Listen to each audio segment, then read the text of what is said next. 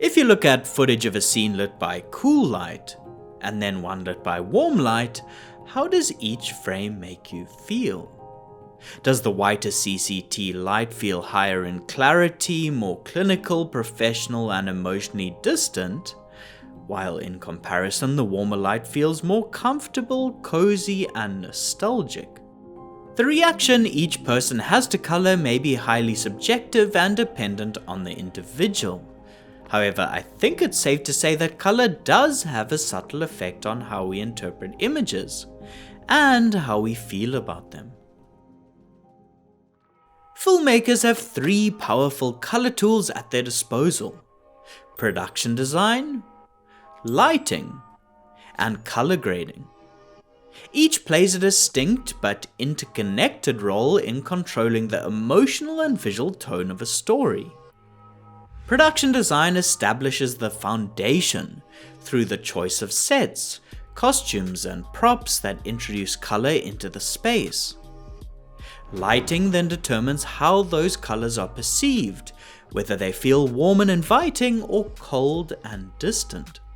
Finally, color grading refines and unifies the image in post-production, determining things like saturation, contrast, and tint to create a cohesive visual identity.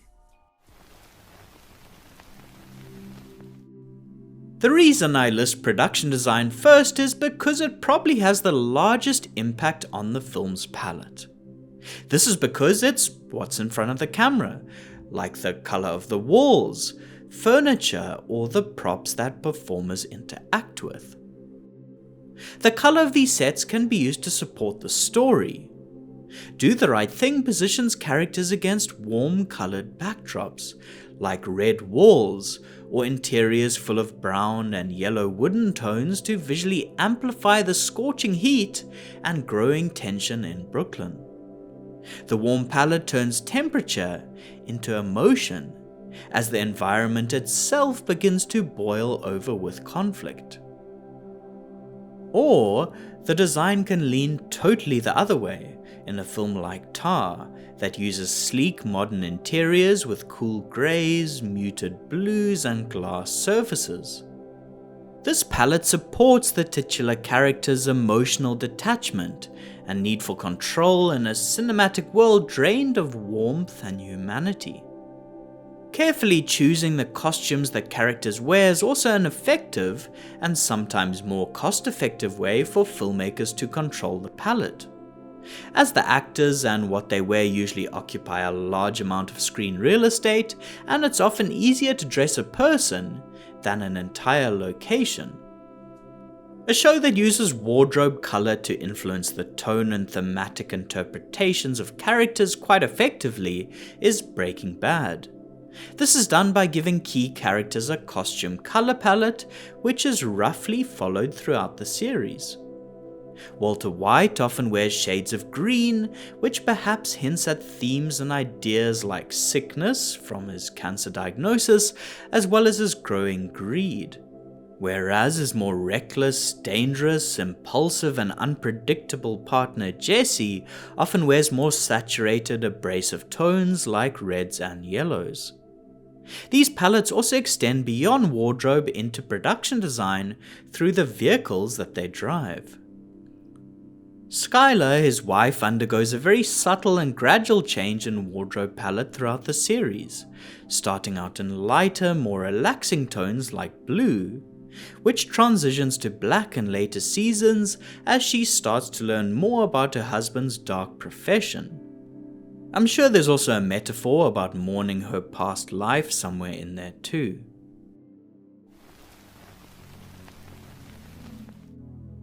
Other than what is in front of the camera, another way that cinematographers can shape the color palette is through lighting. This is classically done by illuminating scenes with a warmer glow or with a cooler light. They can use a sliding scale of light which measures the CCT color temperature of sources in Kelvin. At the warm end, there are light sources like candles with a reading of somewhere around 2000 Kelvin, or tungsten incandescent sources around 3200 Kelvin. This light can feel more romantic, nostalgic or comfortable. Then there are more neutral 4300 Kelvin lights like fluorescent office tubes, all the way to cooler 5600 Kelvin daylight HMIs, cooler LED sources, or natural light at dusk. Neutral light generally feels a bit more clinical and appropriate for professional settings like offices or hospitals, while the cooler we go, the more emotionally detached or even lonely the tone may feel. Although of course these emotional interpretations are highly reliant on the subject of the story and mindset of the character. Sometimes specific interpretations of color theory can remain ambiguous and rather create an overall feeling or tone that runs throughout the film as a whole. For example, Euphoria is lit with vivid palettes, which tend to use either lighting on the more extreme side of the CCT spectrum or colorful RGB light. These support the more emotionally elevated states of the teenage characters. Every part of their young adulthood is intensely and passionately experienced in a heightened way.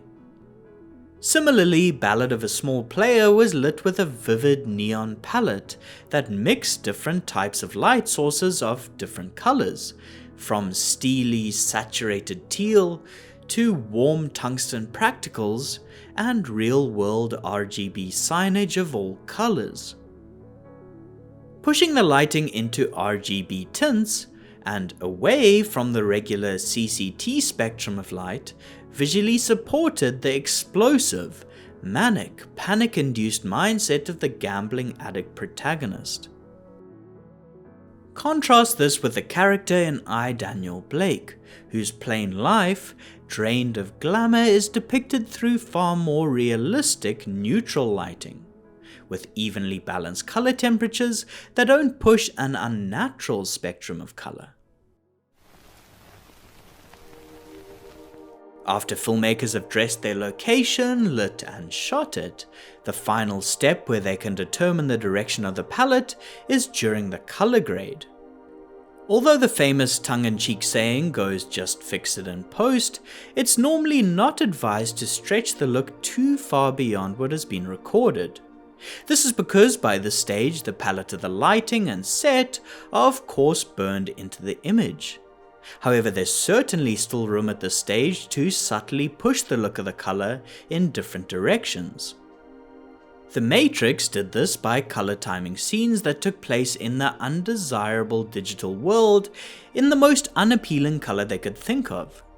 They added a green tint, especially in the midtones, to all the scenes that took place in the Matrix world, and also digitally enhanced the skies to make them more artificial and white, removing blue. These little tweaks moved the palette in this artificial world away from a real color space, giving images the feeling that something was slightly off, a bit grimy, unnatural, and unpleasant. Then, when cutting to scenes that took place in the real world, filled with a dark reality, they kept the color correction and tints neutral, with a subtly cooler, shadow-laden look.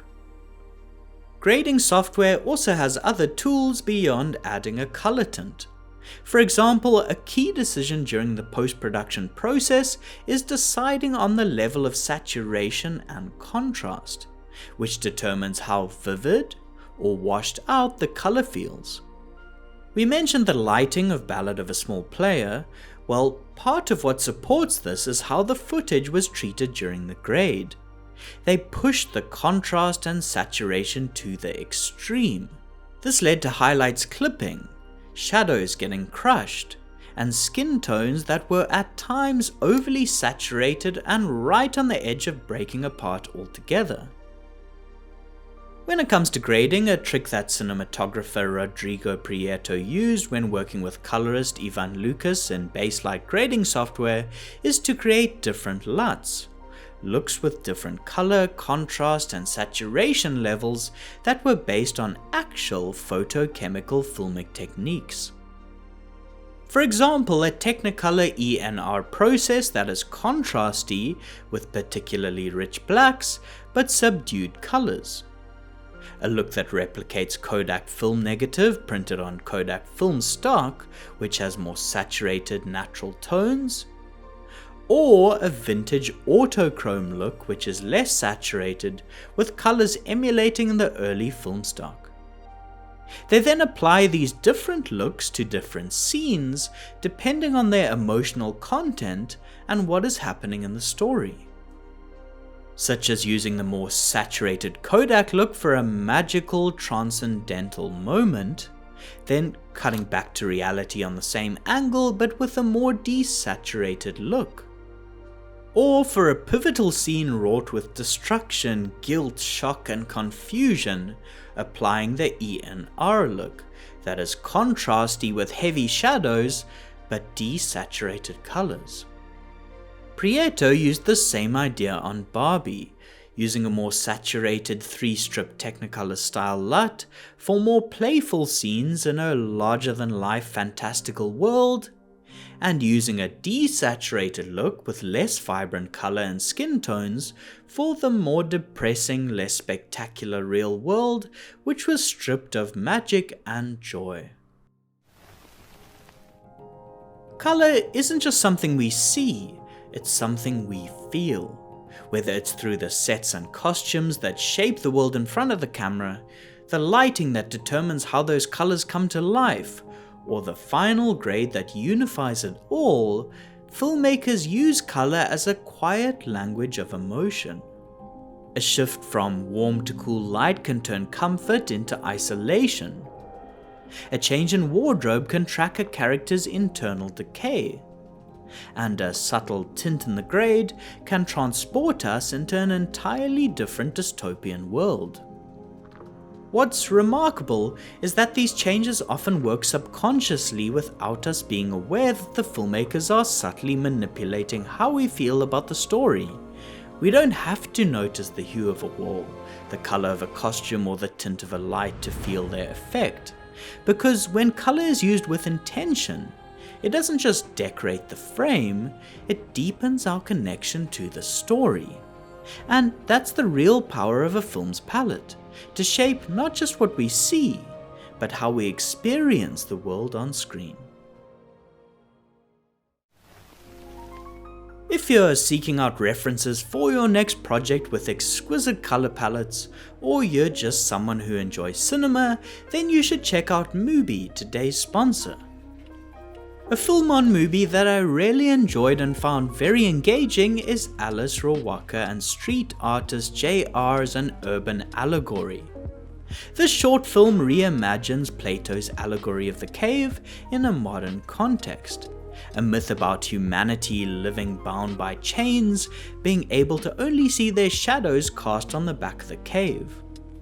It explores how we can break away from the illusions that we take for granted and the things that bind us in place. Like much of Alice Rawaka's other work, it looks at fantastical, magical and allegorical stories through a real but cinematically elevated lens, framed by beautiful photography, performances and a gorgeous filmic color palette. If you want to check out a fantastic selection of beautiful, streamable cinema just like this, then you should head over to MUBI. You can try MUBI free for 30 days at mubi.com/indepthcine. That's mubi.com/indepthcine for a whole month of amazing cinema for free. Thanks everyone for watching, and a special thanks to all the patrons whose wonderful support allows me to keep making these videos. Otherwise, until next time, thanks for watching and goodbye.